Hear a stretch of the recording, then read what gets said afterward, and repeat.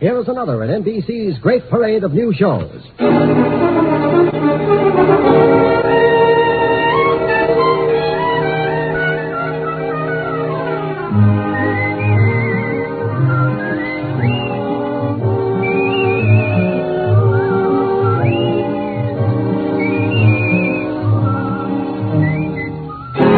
Now, Dick Powell as Richard Diamond, private detective.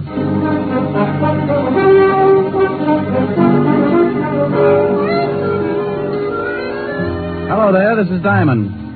You know, I saw something the other day that's as typical of New York as the Empire State Building. I was walking down 2nd Avenue when I spotted some kids around a fire hydrant. They'd turned it on, and the whole gang was splashing around, keeping cool. They'd done something else, too. They'd found a barrel. And I suddenly remembered when I used to play on the gutter with the same kind of barrel. It's open at both ends, and when it's held over the gushing hydrant, it acts like a big hose, and a lot of passing New Yorkers can end up pretty wet. I stopped and watched, and just like always, one of New York's finest showed up and the kids scattered. He turned off the water and the fun was over. Oh, but not for long. Somebody was sure to give the kids a monkey wrench, and 10 minutes after the cop had disappeared, the street would be flooded again. Yeah, kids can have a lot of fun, even in a big city. But it's unfortunate that every once in a while there's a boy who forgets to have fun and heads for trouble. Like a case I got mixed up in not long ago. It all started in a candy store under the L on 9th Avenue. And it's closing up, boys. We want to talk to you, Pop. I told you I was closing up. You come back tomorrow and we can talk then. Eddie said he wanted to talk to you, Pop. You better listen. Yeah, what is this? You kids get out of my store. You want to buy something, you come back tomorrow. You ain't been making enough on your number sales. We come to see why not. Oh, so that's it. First, they threaten to beat me up unless I sell the numbers. Then they get sore because I ain't selling enough. And send young hoodlums to see that I do. Well, you go tell your boss that I'm through selling numbers to poor people who think they can get rich quick. You tell your boss if he don't like it, I'm going to the police. Tell your boss that. Sure, we'll tell him. He wants us to tell you something. I don't want to hear nothing from you bunch of no-goods. Now, you get out of here. Oh, no, that ain't nice. Is it, Jim? No, that ain't nice at all. I told you to get out. If you don't, I'll call a cop. You ain't calling anybody, Pop. What do you do now? You get away. Help, please. No, please, help. Shut up. Okay, Jim, make him shut up. Please, I'm losing my head. Yeah, sure you are, Pop, but old guys like you need exercise. Think he's had enough? Eh? Yeah, grab some cigarettes and cigars off the counter. Yeah, sure. Hey, we better get out of here. Maybe somebody heard him yelling. Okay, grab your box of candy, too. I got a date with Nancy tonight. I'll grab a couple. I got a date, too. Let's go.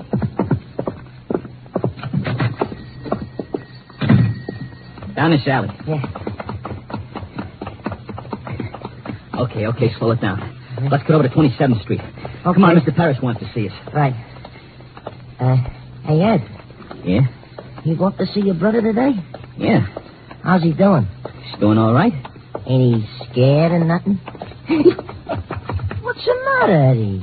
Oh, hey, what'd I say, huh? I told you once not to say nothing about my brother. I was just asking. I didn't say nothing, hey? You asked if he was scared, didn't you? Okay. Well, he ain't scared. He's a big shot. He wasn't scared of the guy knocked off by the cops or nothing else, see? Not even a hot seat. Hey, that's the cop. I spotted it. Come on.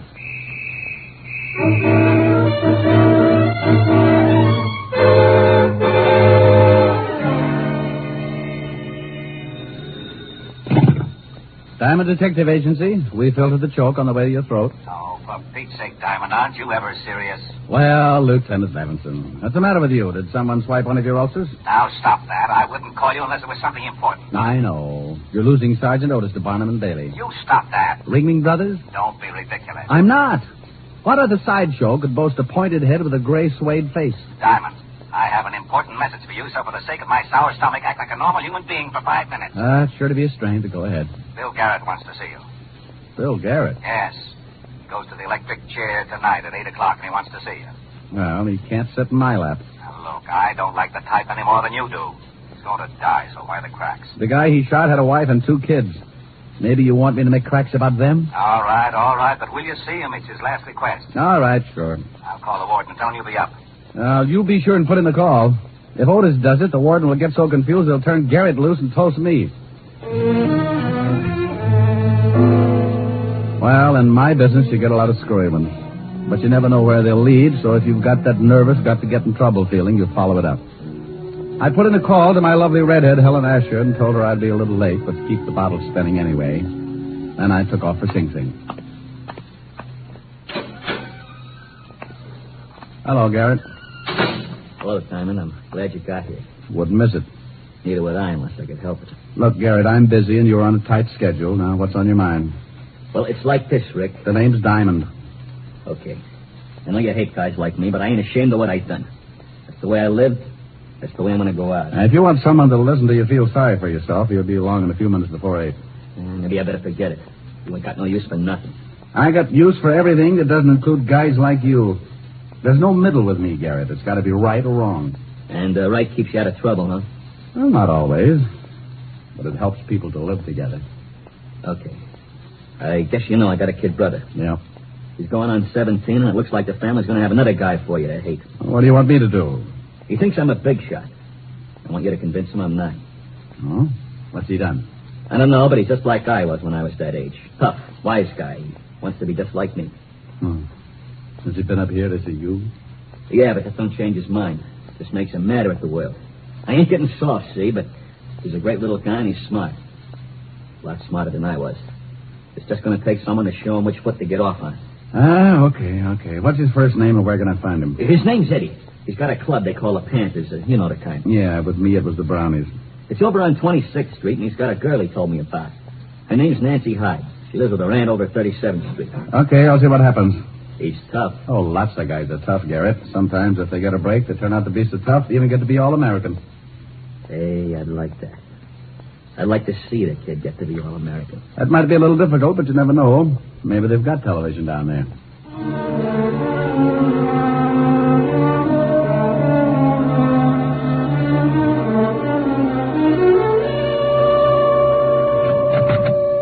The kids are around here, boss. Okay, tell them to come in. Okay, Eddie, go on in. Thanks, muscle man. Hi, Mr. Parrish. Hello, Eddie. We took care of old man Thompson like you said. Good. You, beat him up bad? Bad enough. Yeah, we really waked them over. We got Shut some up, stuff... out of the talking. Who do you think's running this mob anyway? Okay. Get a load of that, Bart. We got a big shot. Yeah. You run your bunch pretty good, don't you, Eddie? I run the whole club. The Panthers got 23 members now. You hear that, Bart? 23 members, and Eddie's a big boss. I like that. I like you, Eddie. You and me and the 23 Panthers is going to go a long way. Well, that's something I wanted to talk to you about, Mr. Parrish. We're getting awful tired of just beating up guys. We want to start doing something big, like knocking over gas stations or something. So you want to start doing something big, huh? Like knocking over gas stations, huh? Yeah. Well, you got a lot to learn, Eddie. Well, I've been doing all right, ain't I? Well, you're going to do a lot better. How would you and the Panthers like to start making some really big cash? Hey, we like that. Shut up. Well, what does the boss say? The boss says great. What do we do? It's a cinch. Bart, go out in front and see that we ain't disturbed. Yeah, sure thing, boss. Bart carries a gun, don't he, Mr. Parrish? Yeah, Eddie. He carries a big one. I'm going to carry one someday. Sure you are. You're going to be a big shot. But you got to learn first. You got to start from the bottom to be a big shot. Now, here's the pitch. You get your gang together and explain that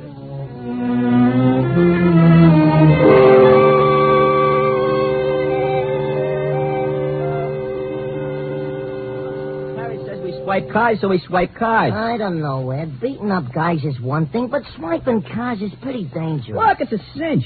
We go out on the road someplace, and one of us thumbs a ride. When the car stops, we all jump in. Later on, we knock the guy over the skull and take the car. Oh, stealing cars is a tough rap. If you get caught, but we don't get caught, see? If we catch a stoop out on the road someplace, it'll take him a long time to get to a phone. We drive the car to Mr. Parrish's warehouse and collect $50. Easy. I don't know. You better know. You're in the gang, and that means you're in on it whether you like it or not. Okay, Ed. You're the boss. Okay. We pull the first job tonight. I thought you had a date with Nancy. So I got a date. I can break it. She does what I tell her. Yeah, but... Hey, what do you want? Yeah. This is a private club. I'm looking for Eddie Garrett. Who wants him? Nobody for a present, but I'm still looking for him. Well, beat it. You smell like a cop. You got a good nose. That's pretty close. Hey, just some... Shut up. We ain't seen any. Yeah, that's right. We ain't seen him. Okay, but if you do, tell him I got a message from his brother. From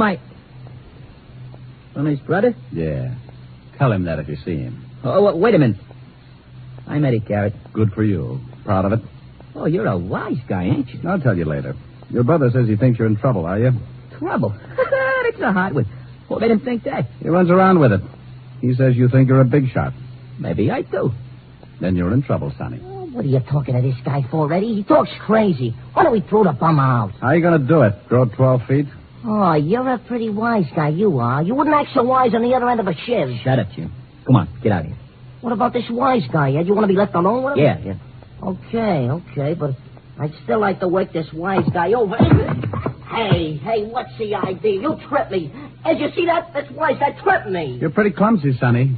Now beat it. No, why You hate him? Beat it. You're lucky you didn't pull that knife, Jim. You'd look pretty silly with a broken arm. Yeah? Okay, wise guy. I'll see you again. Now tell me what you want, and then you get out of here, too. Nice clubhouse you got. It's all right. It's 6 o'clock. So it's 6 o'clock. Doesn't it bother you? 2 more hours and your brother dies. So what? So he doesn't want you to end up the same way. Don't you worry about me, mister. Your brother's worried about you. He wants me to help you. How about it? I don't need no help. You're a copper. It's guys like you that sent my brother to the chair. I'm not a cop, Eddie, but I used to be. You ain't a cop? No, but if I was just a plumber and I had the chance to put your brother away for a killing, I'd do it. Yeah, I thought so. You look like the type. You're still a copper and you're no good. Now go on, get out of here. I don't need no help from a lousy copper. I don't need no help from anybody. Hey, Eddie. Oh, didn't know you was entertaining. This guy's just going. Come on in, boy. Let's go, Eddie. What do you mean, let's go? I want to talk to you. We'll go up to my place. I ain't going nowhere with a lousy copper. Copper? Yeah, he's been in here preaching to me. Better leave, Flatfoot. Come on, Eddie. No, I ain't going nowhere. You heard what the kid said. Now, look. Yeah? Well. Guns and everything. Like it? Goes bang, bang. Hey, wait a minute, boy. I don't want no killing. Oh, don't worry, Eddie. I'm just going to put the Flatfoot to sleep. Hey, you slugged him with the gun. Mr. Parrish wants to see you about tonight. Huh? Okay. He ain't dead, is he? No, I just tapped him a little one. Come on. Tap me a little one. That was the biggest understatement of the year. He tapped me so little my head felt like it was in sections. I lay there for a while trying to find the piece that did my thinking, and when I started coming out of it, it was like trying to open a beach umbrella in a 90-mile wind.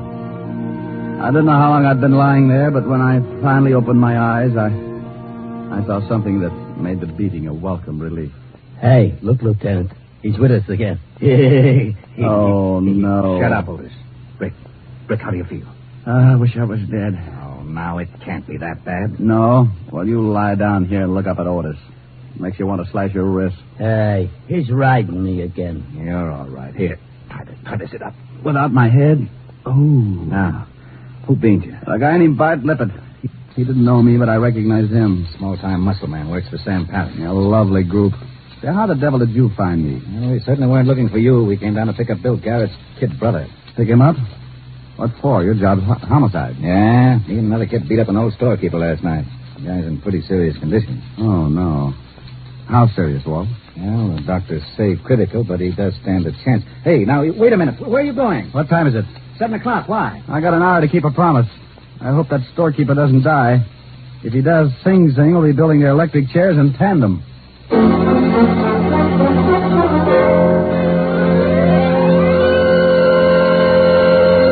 In just a moment, we will return to Richard Diamond, Private Detective, starring Dick Powell.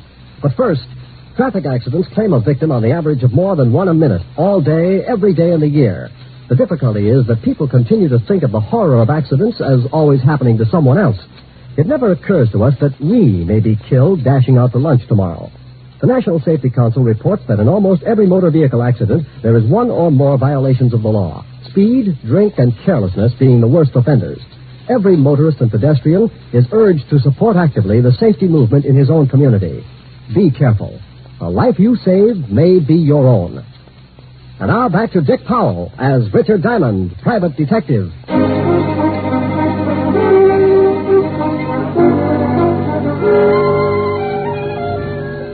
Well, the law was after Eddie Garrett, and I'd promised his brother that I'd keep him out of trouble. If the storekeeper died, Eddie was sure to get life. But if he lived, and I could make him give himself up, I'd stand a good chance of helping him. I remembered that Garrett had said Eddie had a girl, so I took off to 37th Street in a hurry. Yes? Are you Nancy Hyde? Why? Well, I'm looking for Eddie. Oh, well, I haven't seen him. Hmm? You're a little nervous. No, I'm just a little worried. About Eddie? Who are you? Well, I know his brother. He wanted me to find Eddie. Oh, his brother. Well, I don't know where Eddie is, and you stay away from him. You, don't approve of Eddie's brother? No, and I'm not afraid to say it. Eddie's a good boy, but he worships his big brother, and he thinks he's tough. So you can just go tell his brother that Eddie's not going to turn out like him. Not if I can help it. Oh, he's not if I can help it either. I am a private detective, Nancy. My name's Diamond. You said that Eddie's brother wants you to find Eddie. He does, but he wants to keep Eddie out of trouble as much as you do. Oh, well, honestly, Mr. Diamond, I don't know where Eddie is. He called me a little while ago and said that he might be able to come over later. And he didn't say where he was? No. Well, if he does come, try to keep him here, and I'll get in touch with you later on. All right, Mr. Diamond. I went down the hall and back down the steps in a hurry. When I reached the street, I stopped and waited for a cab to come along. I took out a cigarette, was just about to light it when I spotted a shadow ducking in behind the doorways and making its way up the street toward me. I slipped back in the building and waited. Hey, what is this? Take it easy, Eddie. Oh, the copper. Let me go. That storekeeper you beat up may die. I'm taking you down to the station. What?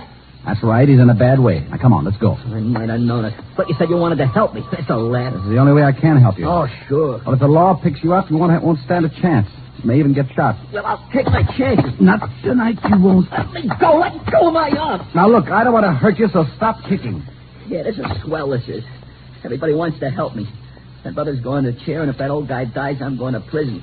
Please let me go. I just as soon get shot. I ain't got nothing to live for. Now, take it easy, kid. The old boy might not die, then we can work something out. What was that? That's Nancy. That's Nancy. Let me go. Come on. I turned him loose, and we both went up the stairs 3 at a time. We reached the door, and I got that lousy feeling. The screams had stopped, and from the way she was yelling, it would take a lot to shut her up. Like dying. It's locked. Nancy. Nancy. She don't answer. Look out.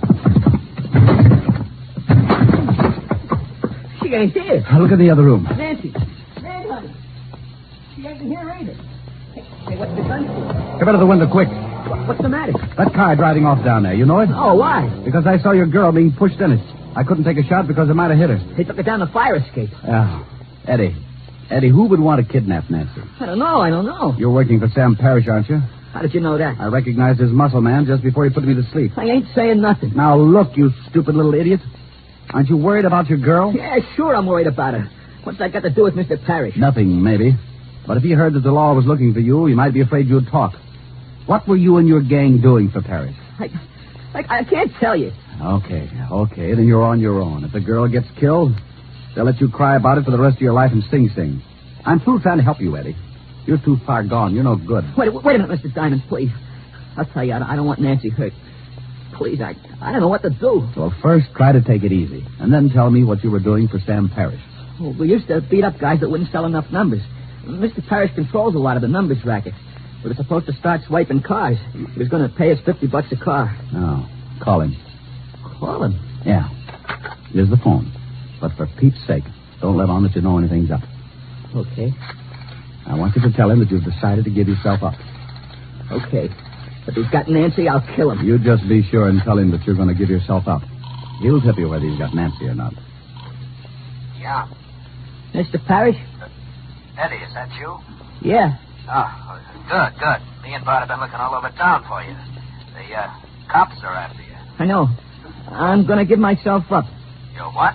Yeah, it's better this way. They might go easier on me if I do. Look, kid, you got to stop talking like that. You're going to be a big shot. You can't go turning yourself into the law. No, I'm going to do it. You come down here and talk to me first. Where are you? It's no good, Mr. Parrish. I'm leaving for the station right now. Eddie? Yeah? You ain't going nowhere unless you want to see your girlfriend scooped out of the East River. You have got it. Sure, I got her. So you get on down here. I just left her and she don't look so happy. She's with Bart, and you know Bart. Well, you're dirty, no good greaseball. You get out of my office in 20 minutes or I'll call Bart and the little girl dies. Now get down here. Hello. He's got her, Mr. Diamond. I gotta get down there or he'll kill her. Where's his office? He don't have Nancy there. He told me she was with Bart. I gotta go. You do, and he'll kill you. Then he'll do the same with the girl. You can't take the chance. What are we gonna do? I only got 20 minutes. Does Parrish have another office or a hideout? No. Wait a minute. Yes, he does. Sure, the warehouse. He told me about it this afternoon. We were supposed to take our stolen cars there. Okay. I'll call Lieutenant Levinson and tell him to meet us there. You think that's where they got Nancy? I hope so. 20 minutes isn't much time. I put in a call to Walt and briefed him in a hurry. Then Eddie and I took off to the warehouse. It was at the foot of 14th Street, and by the time we got there, we had only 10 minutes left. The building was as dark as a foggy grave and locked tight. We found a window in the basement and finally jinned our way in. You all right, Eddie? Yeah, but I can't see nothing. Come on. That looks like some stairs. Maybe we guessed wrong. What was that? I don't know, but there was a jockey on it. Come on. Hey, look. There's a light. Yeah. A little office in the back. Now, you stay here. There might be some shooting. If Bart's in there with Nancy, I want in on it. This is no time to argue. Now, back over against the wall. Gosh, I bumped into some boxes or something. Oh, shut up. Look. It's Bart. Hold still. Who's that? What are we going to do? He's got a gun. Answer him. Answer him? Yeah, quick. Come on. Who's out there? It's me, Bart, Eddie. What are you doing here? We've been looking all over for you. I'm on the lam. The cops are after me, so I remembered this place. Well, ain't that nice? The boss been worrying about you. Come on back, Eddie. Got a friend of yours here. Go on. I'm going to circle him. Sure, Bart. I'm coming. Come on over here where I can see you. Yeah. That's it. Okay, kid. Now hold it right there. Hey, what's the idea? Well, the boss is afraid you'll do some talking if the cops pick you up, so I got orders to knock you off. Sorry, kid. You know how it is. Drop it, Bart. Hey, He wait. said drop it. Oh, you load. Duck, Eddie. You got him. Yeah, thanks for the assist. Let's see if the girl's in the office. Yeah, they got a gag in her mouth. Nancy. Oh, she's okay. Yeah. Oh, Nancy, honey. Yeah, I'll get those ropes off you. Man, I'm in some pretty bad trouble, but I swear if I get out of it, I'll go Oh, straight. you'll be all right, Eddie. I know you will. Oh, ain't that cozy? Look out, Eddie. Hold it right where you are. Well, things are really getting crowded. That's Parrish, Mr. Diamond. I guess. You shoot pretty good, Diamond. I saw you get Bart. I guess I'm going to have to pay you back for that. The law's on its way. So they find a more. Eddie. Don't shoot Nancy, please. Shoot me, but don't shoot Nancy. Here they come, Parrish. You seem pretty anxious, mister, so I'll let you have it first. No, you can't. Look out, Eddie. Oh, Eddie. You slob, Parrish. Oh, Eddie. Eddie, he's hurt, Mr. Diamond. So's Parrish. But his is permanent. Eddie, where you hit? I think in the stomach. We'll get you to a hospital quick. You saved my scalp when you jumped in front of me. Thanks. How about Parrish? I paid him in full. What time is it? 8:35, Eddie. Oh. Funny, I don't feel so bad about my brother now that it's over. He'd probably be sore about me helping a cop. You know, I don't mind. Especially when it's a nice guy like you.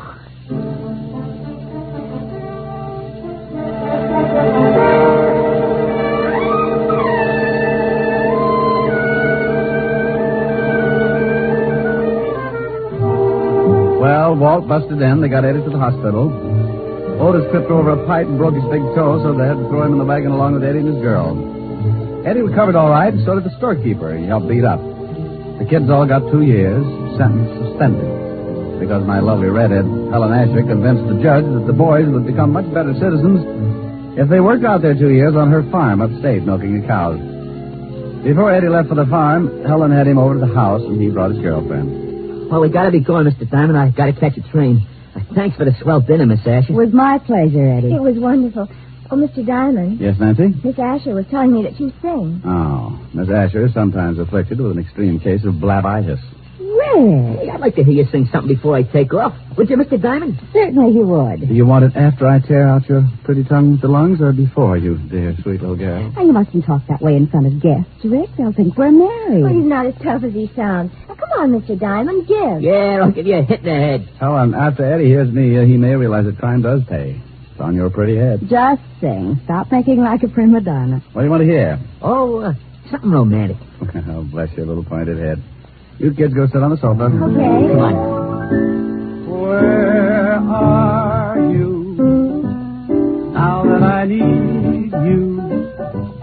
Now that I want you so badly, I could cry. Where are you? Where did fate leave you? Funny how I dreamed you'd still be standing by.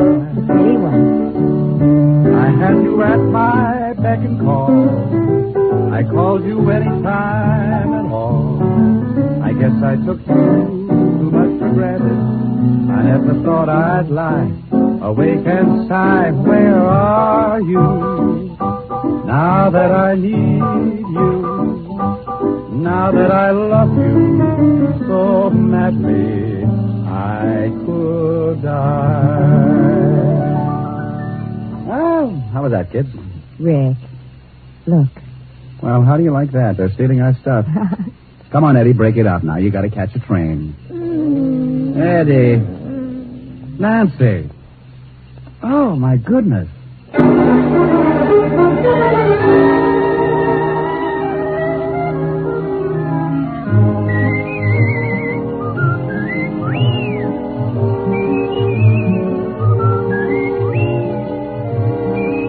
You have just heard Richard Diamond, Private Detective, starring Dick Powell. Helen was played by Virginia Gregg, Lieutenant Levinson by Ed Begley. Also in our cast were Wilms Herbert, Sheldon Leonard, William Tracy, Mary Shipp, Sidney Miller, and Bill Conrad. Music was under the direction of Frank Worth.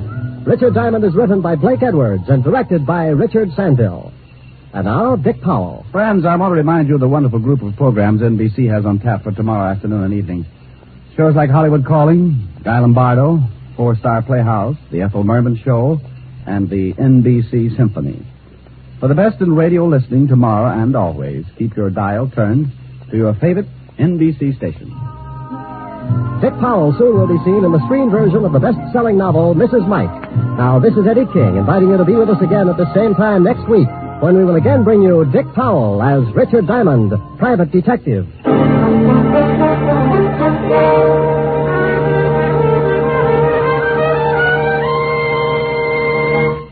This program has come to you from Hollywood. This is NBC, the national broadcasting company.